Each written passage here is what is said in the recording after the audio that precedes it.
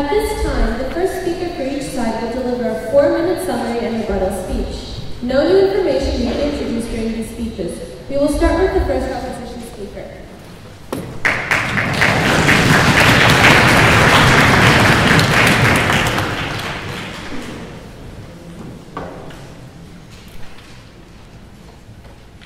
Ladies and gentlemen, this round boils down to 3 critical things. The first of which is justice, the second, security, and the third, humanity.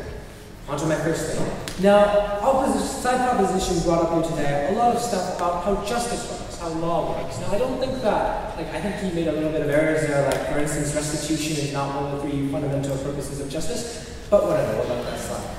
But the thing is, we kind of find it funny that he's arguing for justice when the process of instituting torture breaks down completely the rule of law and the system that we have in our society. The system that we have in which we actually go through a proper interrogation process, in which torture isn't used as an information in courts, in which torture actually negates anything that the person says in an actual court. We kind of find that contentious. Furthermore, he talks a lot about the most information. To get the most information we can to actually protect people. But we don't think this is right. We don't think that you can get the most information from torturing people. We kind of pointed out today that, first of all, torture doesn't actually work.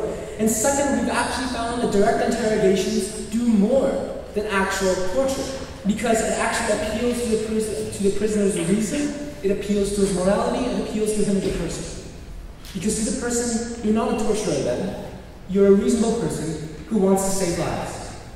And ultimately, if you can persuade that person of the greater moral good, then you get information. And that works much more, such as in field testings, in Iraq, and do torture, when you're clearly an enemy, and they kind of intake for this.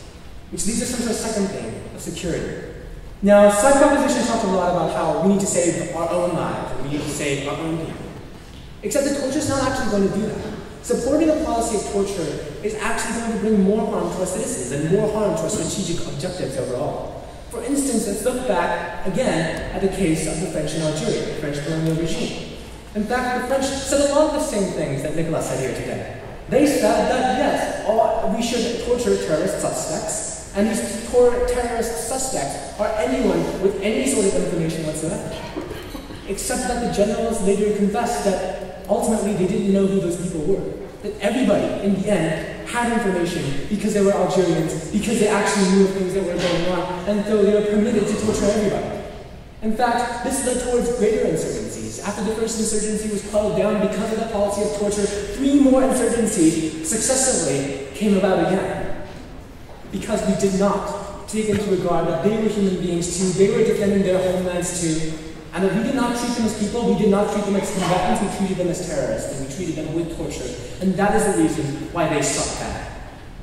And that is the reason why we are having attacks on American soil, on European soil. That is why we had the London bombings. That is why we had the attempts of the underwear bomber and the Times Square bomber. It's because of the gross social injustices that we are perpetuating around the globe with their policy of supporting torture. Torture makes our enemies worse, and it makes our allies join our enemies. That negates our security. Which brings me on to our final theme of humanity. Again, when the means contradict the ends, we should not use those means by any means necessary. Because we understand on side of opposition that reason and appealing to morality works better with these terrorists who are usually in there not because they 100% hate America, but because they're trying to look for a livelihood, or because they're trying to defend their homelands, or because of their religion, or because of some moral reasoning. If we can work with that moral reasoning to protect our own people, we gain more results. We have proven this through the field testings in Iraq, through the inconclusive FBI reports that have been reported, that no new information has been gained through torture. Torture doesn't work. Torture creates our enemies, and torture makes us worse human beings. In the end, that's all there is to it. For these reasons, this motion must